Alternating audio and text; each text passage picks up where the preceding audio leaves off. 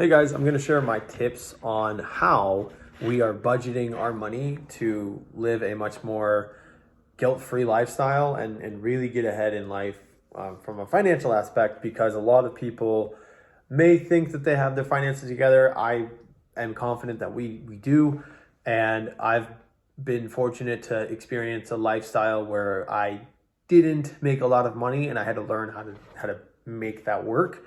And trying to support a family of three is tough when you're making just a little bit over like the standard living wage. You know, the average income is like 50 to 60K in the household, I believe, in that range. I know it fluctuates, but I was making like less, like just about 40K, and I was trying to support three people. And yeah, like a lot of people have different situations. People might come at me and say, "Oh, I was making 20K." It's like, believe me, no, whatever it is, like unless you're making 60K, it's not enough. So let's just be honest.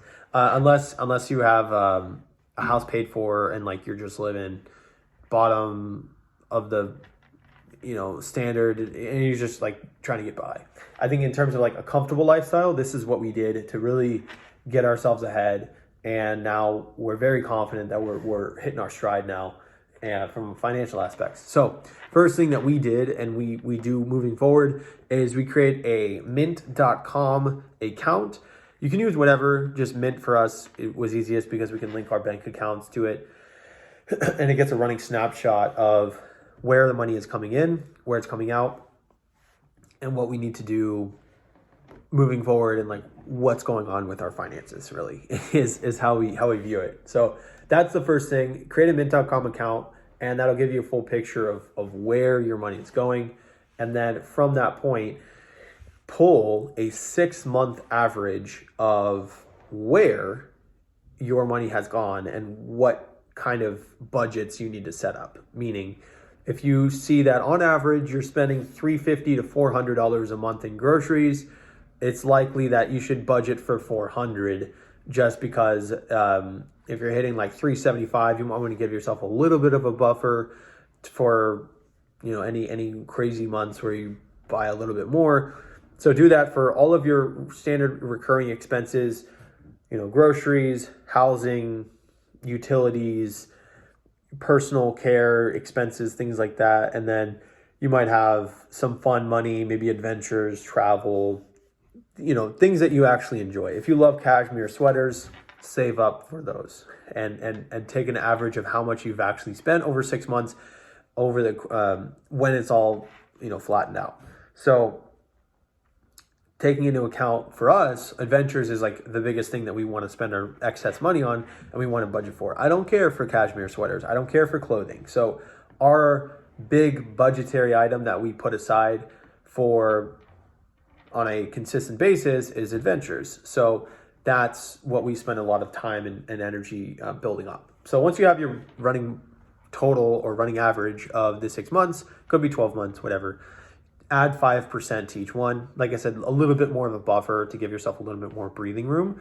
And from that point, this is where it can get complicated for some people, and some people don't want to do this, but this is what works for us, and this is how we view our budgets to feel comfortable and spend money guilt-free. We create a bank account for each grouped expense. So what I mean is we use Charles Schwab, because look them up. They're freaking awesome when it comes to all the different promotions that they have and like all the different features that their banking system offers. They're amazing because there's really no fees, and you can use your ATM card anywhere. You can use your debit card anywhere for ATMs, and then they just reimburse you or credit you at the end of the month for any fees that you might incur, which is awesome. And then on top of that, they have a really flexible style of banking as a whole. Like, I have never been charged a fee, which I freaking love. And on top of that, we have a Marcus Goldman Sachs high yield savings account for like longer term expenses. I'll break it down in a second what that means or what this all looks like. So think of it this way. You have your short-term and your long-term expenses. Your short-term expenses are things like groceries, housing, utilities, maybe any standard things like lawn care or any other services that you get on a consistent monthly basis that you know are going to happen, put a bank account within like a Schwab's or checking account for those reasons, right? So that it's going to be recurring income recurring expenses that you will spend on those things. So what that would look like for us, at least, is groceries, food, home expenses like furniture, things of that nature, and like lawn care, what have you. We have an entire bank account for that. We have a bank account for housing, utilities, anything within the house that keeps the house going. That's its own account. And then we might have like recurring or miscellaneous expenses that we also put aside. But then we also pay ourselves not a salary, but like a small allowance every month, for myself and my wife. So we put away a little bit of money in each account for us. And then from there, we have bank accounts within the high yield savings account, which is a longer term, 3-6+ months out horizon style of expenses. So what that would look like for us is like our dog, he doesn't go to the vet every single month. He goes to get his hair cut maybe once every 3 to 6 months. So we do that. And we have adventure funds. We don't go on trips every single month. We go maybe every 6 months, maybe 3 months if we're feeling frisky and we can find something domestically that works.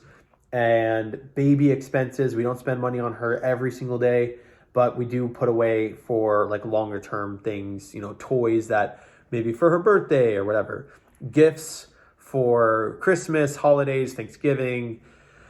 We're looking at, any sort of fun things that we want to do. Maybe there's a concert coming up. We have an account called Fun Money that we put our money into for any, like I said, concerts or fancy restaurants for birthdays, whatever that looks like. And then there is all these other accounts for like businesses, like our tax account or investment account to like put into investments moving forward, whether that's real estate, vending machines, or any other passive income opportunities that we come across. And then a lot of other like smaller accounts that we've set up just for our personal comfort. And you could do whatever for you. You could have a cashmere account if you wanted to get these sweaters or purses or whatever. And at that point, you would then have your account set up. And then the fun part is you would then take your main income, like your main checking account. You're going to have everything come into one account, right? So let's just call it your joint account. If you choose to do that, whatever that looks like. If you're single, it's just your main single checking account. And then you will set up transfers, trust me on this, on the 10th and the 25th of every month. You can do it differently. This is just what works for us. It gives us enough time for like paychecks to come in and everything settles. And it's important for us to set it up on this recurring transfer twice a month at least, so that the money is out of our account, of our joint checking account, so that like I don't feel guilty spending money from that account, and it'll be in those separate bank accounts soon. So it'll make sense in a second. So let's say you have $1,000 in the joint checking account and you withdraw, let's say for groceries, you spend $400 a month. You're going crazy. So $200 a month, $200 on the 10th and $200 on the 25th gets withdrawn on those days of the month on a scheduled transfer that goes into those accounts. And how that would work then is once that money is in that bucketed account on the 10th and the 25th, you just let that automated system rinse and repeat. And the reason that this is all set up, at least for me, psychologically, is if I see the money in my joint checking account, I will not likely use it, but it's much more enticing that I do use it because I see the money there. For most of us, if we have it, we want to use it. So if you don't have it, you don't even know it exists or you don't even want to use it. So at that point, that money gets put into those accounts and now it's sitting there. Any time we spend money on that thing that it was budgeted for, we reimburse that money back into the joint account. So if you follow Dave Ramsey, he calls this the envelope system. I just think of it as a digital envelope system. Ramit Sethi also mentions this in his book, I Will Teach You to Be Rich. It's like automated budgeting on steroids, in my opinion, because now anytime we go to the groceries, anytime we spend money on our dog's expenses, anytime we get diapers, anytime we go to the restaurant, we go on a trip, we have an account that has that money set aside for it, and we can then use that for our personal expenses, right? Or for our standard expenses. So we reimburse our joint account for that purchase, and then we just keep that system rocking and rolling. So out of all of the expenses that you have, you take a running average, let's say you add up everything and it's, $800 a month in recurring expenses. I would add another, like I said, 5%, maybe 10% as like a buffer to keep in your main account. So if you're, I guess flipping it on its head, if you know that you're going to spend $800, or if you know that you need to put away, $800 every single month, you need to make sure that your account has that in its joint account at all times. And you even give yourself a little bit more of a buffer to do so. So maybe have $1,000 in there. For us, our expenses are, our mortgages and everything for all of our businesses and everything is, right around like $5,000. So we put in a $5,500 buffer. So it's like at all times, we need to make sure that our joint account has $5,500 sitting in that account, so that if we don't make any money next month, we know that we'll still be able to allocate the money necessary that would be budgeted and spent anyway. So that's kind of my reasoning, or my thought behind that. So the next point that gets really fun is, now that you've got your like base expenses and you've set everything up that's comfortable for you, the key word is comfort, and you do have to be realistic because you need to cut expenses that aren't bringing you joy, right? So you cut your expenses that don't bring you joy so that you can allocate the things that are going to make you, keep the lights on, but also the things that you enjoy, the things that you really love. So again, going back to cashmere sweaters, if you only have a $300 to use like extra outside of all of your standard expenses, maybe it's not a good idea to spend $300 of it every single month on cashmere, right? You could put away $100, and then $200 could go into a emergency fund account, and just keep that process going. At this point, let's say your base expenses like us are $5,000, right? Every single month without fail, $5,000. You now are in a place where you have the fun choice to earn more income at this point. So like you can now earn more income. It gives you a position to grow and get farther away from your base expenses, because that's where the fun really starts. Is the farther you get away from that, in this example, $5,000 expenses, the more comfortable you'll feel, and you know that you can put all that extra away into investments, which is essentially what you would want to do, assuming you have that discretionary income, right? Let's say you make $5,000, or you spend $5,000, but you make $7,500. You take that $2,500 and you could put half of it into emergency fund and the rest into an investment account that you can use for buying things that will help you grow your income.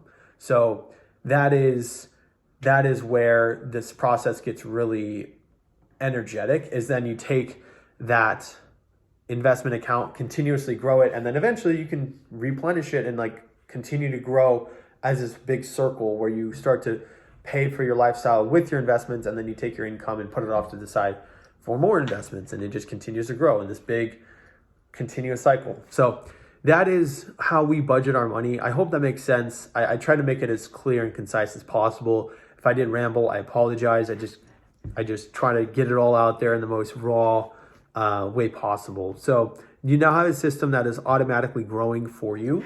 And once you have your budget automation set up, then you can really expand and grow in your accounts. So let me know if that made sense. Please feel free to send over any questions that you might have. I'm happy to clear them up. But thank you so much for watching. God bless. Stay tuned.